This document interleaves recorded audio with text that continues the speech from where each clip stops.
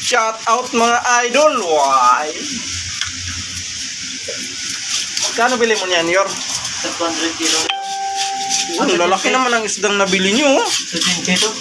Talagang pang malakasan mga idol. O ganyan ang tamang pagkakaliskis ng isda ni paring Jesse Boy.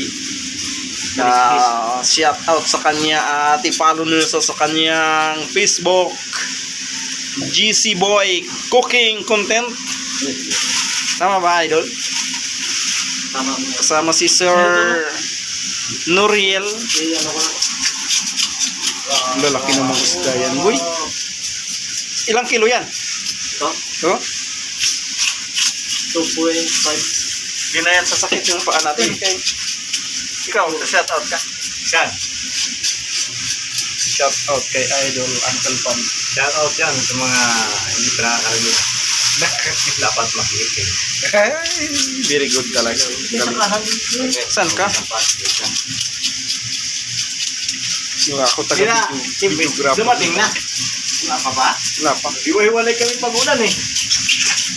Lakas ng ulan kanina eh. Ha? Ano pervor ka? Wala na, galing ako dun kasi bumalik ako. Pag-ulan, galing akong Watson. Lumakas, diretso ako dito sa guardhouse ng Elpa. Pag-into, labas ulit ako kaya maghanap ako ng brown rice. Wala na ako nakita. Sa Agora? Kakabili niya. Sa Agora. Mura. Sa Batangas doon ako nabili sa ano, bawat. Agura sana ngayon. Wala na. Wala na. Sarado na. Di na pa piniki sa Malabon? Malabon, oh. Dami dyan. Bukas. Bukas ba ngayon? Wala, sarado. Wala na, sarado na.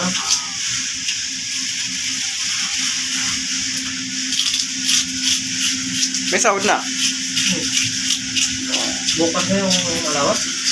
Oo, gabi na. Bawal maglabas ng tira. Malat. Uy na. Ang bilis-bilis talaga magkaliskis ni parang. Nagbili talaga ako nito para... Yun o, pang ihaw yung isa o, surahan. Kinariya niya.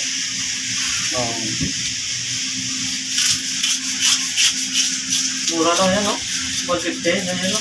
Surahan. Oh. Gusto ko na, dalawa yun. Dapat yun.